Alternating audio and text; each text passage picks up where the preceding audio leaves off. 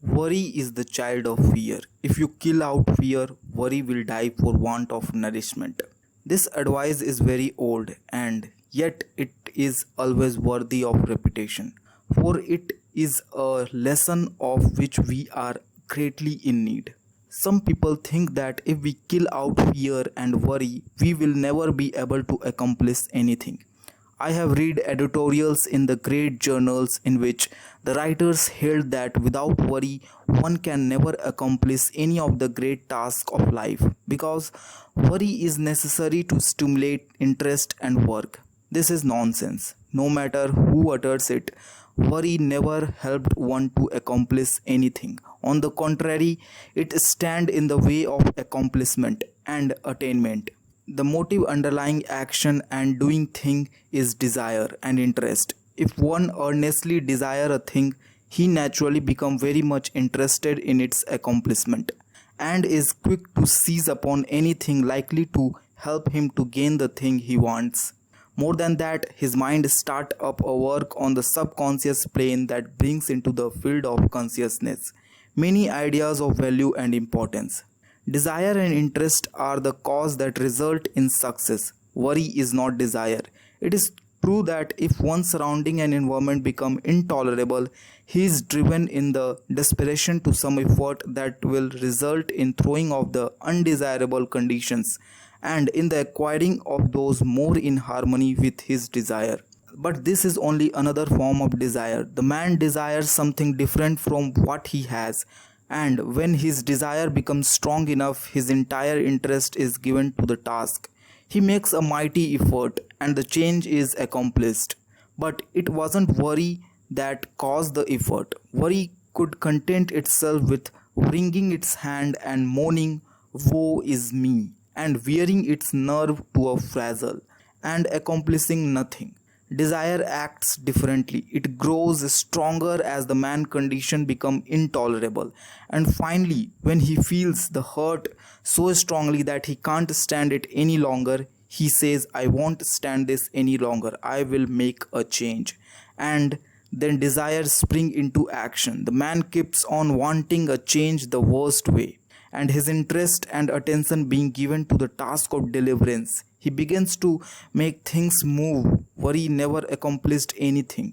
Worry is negative and death producing. Desire and ambition are positive and life producing. A man may worry himself to death and yet nothing will be accomplished, but let that man transmute his worry and discontent into desire and interest, coupled with a belief that he is able to make the change, the "I can" and "I will" idea, then something happens. Yes, fear and worry must go before we can do much. One must proceed to cast out these negative intruders and replace them with confidence and hope. Transmute worry into keen desire. Then you will find that interest is awakened and you will begin to think things of interest to you. Thoughts will come to you from the great reserve stock in your mind and you will start to manifest them in action. Moreover, you will be placing yourself in harmony with similar thoughts of others and will draw to you aid and assistance from the great volume of thought waves with which the world is filled. One draws to himself through waves corresponding in character with the nature of the prevailing thought in his own mind, his mental attitude. Then again he began to set into motion the great law of attraction, whereby he draw to him others likely to help him, and is in turn attracted to others who can aid him. This law of attraction is no joke, no metaphysical absurdity, but is a great live working principle of nature, as anyone may learn by experimenting and observing. To succeed in anything, you must want it very much. Desire must be in evidence in order to attract. The man of weak desire attracts very little to himself. The stronger the desire, the greater the force set into motion. You must want a thing hard enough before you can get it. You must want it more than you do the things around you, and you must be prepared to pay the price for it. The price is the throwing overboard of certain lesser desire that stand in the way of accomplishment of the greater one. Comfort, ease, leisure, amusement, and many other things may have to go. It all depends on what you want, As a rule, the greater the things desired, the greater the price to be paid for it. Nature believes in adequate compensation, but if you really desire a thing in earnest, you will pay the price without question, for the desire will dwarf the importance of other thing. You say that you want a thing very much and you are doing everything possible toward its attainment. You are only playing desire. Do you want the thing as much as a prisoner wants freedom, as much as a dying man wants life? Look at the almost miraculous things accomplished by prisoners desiring freedom. Look how they work through steel plates and stone walls with a bit of stone. Is your desire as strong as that? Do you work for the desired thing as if your life depended upon it? Nonsense. You don't know what desire is. I tell you, if a man wants a thing as much as the prisoner wants freedom, or as much as a strongly vital man wants life, then that man will be able to sweep away obstacles and impediments apparently immovable. The key to attainment is desire, confidence, and the will. This key will open many doors. Fear paralyzes desire. It scares the life of it. You must get rid of fear. There have been times in my life when fear would get hold of me and takes a good firm grip on my vitals, and I would lose all hope, all interest, all ambition, all desire. But thank the Lord, I have always managed to throw off the grip of the monster and face my difficulty like a man, and things would be seem to be straightened out for me somehow. Either the difficulty would melt away, or I would be given means to overcome it, or get around, or under, or over it. It is strange how this works. No matter how great is the difficulty, when we finally face it with courage and confidence in ourselves, we seem to pull through somehow. And then we begin to wonder what we were scared about. This is not a mere fancy. It is the working of a mighty law which we do not as yet fully understand, but which we may prove at any time. People often ask, it's all very well for you new thought people to say don't worry. But what's a person to do when he thinks of all the possible things ahead of him, which might upset him and his plan? Well, all that I can say is that the man is foolish to bother about thinking of troubles to come at some time in the future.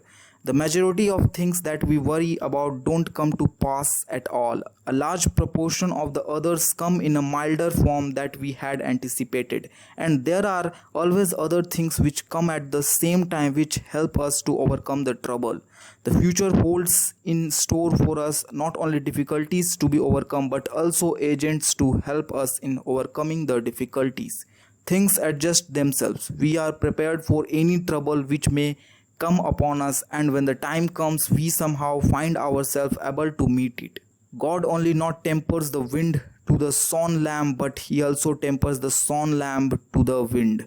The wind and the shearing do not come together. There is usually enough time for the lamb to get seasoned, and then he generally grows new wool before the cold blast comes. It has been well said that 9/10 of the worries are over things which never come to pass, and that the other tenth is over things of little or no account. So what's the use in using up all your reserve force in fretting over the future troubles if this be so? Better wait until your troubles really come before you worry. You will find that by this storing up of energy, you will be able to meet about any sort of trouble that comes your way. What is it that uses up all the energy in the average man or woman anyway? Is it really overcoming of difficulties or the worrying about impending trouble? It's always tomorrow, tomorrow, and yet tomorrow never comes just as we feared it would. Tomorrow is all right. It carries in its grip good things as well as trouble. Bless my soul, when I sit down and think over the things which I once feared might possibly descend upon me, I laugh. Where are those feared things now? I don't know, have almost forgotten that I ever feared them. You do not need to fight worry. That isn't the way to overcome the habit. Just practice concentration and then learn to concentrate upon something right before you. And you will find that the worry thought has vanished. The mind can think of but one thing at a time, and if you concentrate upon a bright thing, the other thing will fade away. There are better ways of overcoming objectionable thoughts than by fighting them. Learn to concentrate upon thoughts of an opposite character, and you will have solved the problem. When the mind is full of worry thoughts, it cannot find time to work out plans to benefit you. But when you have concentrated upon bright, helpful thoughts, you will discover that it will start to work subconsciously. And when the time comes, you will find all sorts of plan and method by which you will be able to meet the demands upon you. Keep your mental attitude right and all things will be added up to you. There is no sense in worrying. Nothing has ever been gained by it and nothing ever will be. Bright, cheerful and happy thoughts attract bright, cheerful and happy things to us. Worries drive them away. Cultivate the right mental attitude. Thanks for watching.